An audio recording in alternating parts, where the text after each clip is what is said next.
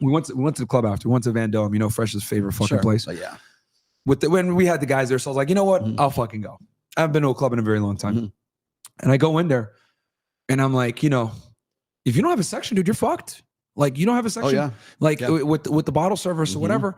And it's like the girls, like, all they care about is like getting into a section. Like, that's what they're there for, right? Prestige. Yeah. And then the girls that are in a section, they're on their phones. So it's like people don't even go to the nightclub or the bar anymore to like actually socialize. They go there. They're not there in the moment. They're there to make for content. That's what it is. Yeah. Right. Yeah. So I genuinely do believe in it. Then when this happened, like it reminded me, because like it's hilarious. We're sitting there waiting, right? And like a bunch of girls like just randomly walk in. And we brought like 30 girls with us too. They just walked in, no problem. We had to obviously go through and pay and shit like that. And I'm just like, oh, look, these useless bimbos get in and we got to pay. Look at this shit. But and then when we walked in, it reaffirmed like that quote just hit me immediately. Like, bottle service and the cell phone absolutely destroyed nightlife. So you take a guy like you said, trying to get back in the game. Right. Year 2000, he's getting fuking married with TRL still going on and MTV and Real World and you know, wearing Gap jeans and shit like that, right? And then next thing you know, 2024, you're frozen out of you're unfrozen from cryo freeze, and now you come out. You walk into a nightclub now, and you're like, "What the fuck is this?" Yeah. Because in the early 2000s, this is like no one had smartphones like this. Like, a lot of these guys that we're working with right now, they don't know that like getting a girl's phone number is like effectively meaningless. It's like you got to follow on Instagram, right? Well, what's Instagram? Well, they know what Instagram is because like maybe their kids have it or something like that. But the thing is they don't know how to like optimize their pictures on there. They don't know what they're doing. They don't know what works best for them.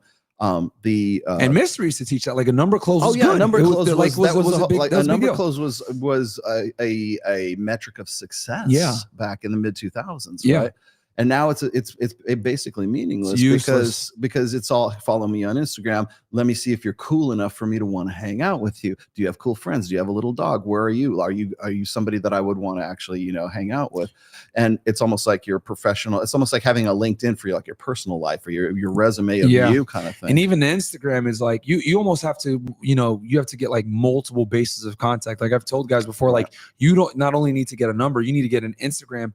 And you damn near need to frame a date when you meet her right then and there, because like women are so fucking flaky in 2024 because they just have too many options, right? Like girls like actually used to respect and admire male attention in the early 2000s, but like now it's cheap, so like they don't care. So like the other thing too, I think guys need to understand, especially for the older guys, 45, 60, like that are in your group, like when you text girls now on iPhones, there's this feature where if it's like not a recognized number or whatever, or they haven't had communication, a lot of times it'll just go like into a random spam box and she might never check it. Yeah. So it'll go into your hidden messages or something like that. And unless you're actually actively looking at those things, it's not going to make any difference. And I think another thing a lot of like older guys need to see, like 45 to 60, is like a lot of them might have a daughter. Like just take a look at your daughter's phone. She might be fucking 18, 17, whatever. Just look at her phone. You're going to see 150 missed calls, 300 text messages, 1,000 emails. Like, just unheard of levels of attention. Yeah, all unread.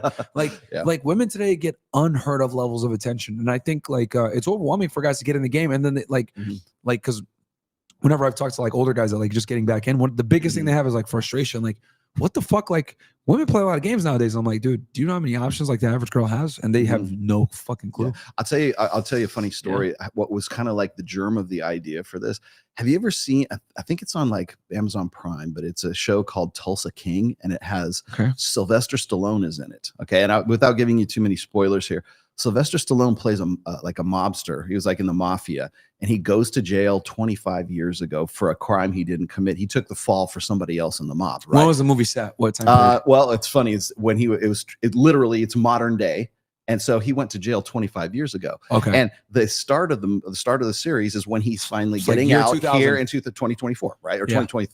So he went in like the late 90s, early 2000s. Yeah, exactly. So 25 years ago, right? He comes out and he still thinks everything is like things are 25 years ago. Yeah. And it's interesting because like all of the things that like it sort of reminds you of all the shit that we try to go to Radio Shack. We take it for granted. Yeah, exactly. Like, what's a beeper? Right. Exactly. So he's coming out. And the mafia is afraid he's going to take over like the New York thing. So they keep him in Tulsa, Oklahoma. And now he basically takes over Tulsa. And the first thing he does is he goes to like a weed dispensary in Tulsa, and he thinks it's still illegal. So he thinks it's like this backroom kind of like operation. He goes, So he's like punching guys and like taking over things. He's like, no, sir, it's legal now. You don't have to worry about anybody. He's like, anybody can come in and buy. Yes, anybody can. Right. Oh, man. And so he takes over sort of the drug trade of Tulsa, but it's all legal drugs, right? Well, even the drug trade has changed significantly. And like, so what was funny to me is he plays a character who is like 76 or 70. Yes. Okay. Which is exactly how old Sylvester Stallone is right now. Right. Yeah. And so the humor in the show is he went away for 25 years and now he's sort of like thawed out of cryo freeze kind of thing. And I thought about this and I go, you know, that's kind of like a lot of guys when they go and they've been married for, I've been married for 28 years, right? I'm in the red pill space enough to know, you know, what's going on all the time. So you know what the fuck's going on. I've worked in casino marketing. I've been wine and spirits. I'm doing this stuff with Mike and everything like that. But the thing that's funny to me is like the guys that we have that have already joined this group right now, they're like Tulsa King. Like they don't know like that what Instagram is. They don't know like how the sexual marketplace has changed, because when they got married 25 years ago, it was a global sexual marketplace or a local sexual marketplace. They come into 2024 and it's globalized. We talk about this all the time. You good guys talk about it on your show all the time. It's like you have women genuinely who believe that is the root cause. Yeah, they can get Drake to get him on a yacht somewhere in Miami, right? And it's not even. I think people need. I think the global sexual marketplace is literally one of the biggest precipitators of like the failure of relationships in modern day society. Yeah, but sorry, continue. I was going to say because it's choice paradox is what it is. And like I remember when you guys somebody put Fresh on the spot and said like, how many girls do you think at colleges or something like that are actually getting flown out to to yacht parties in Miami? And he said something like 30%, which was like crazy. But the thing is what he should have said is it doesn't matter what the percentage is. It matters what the perception is.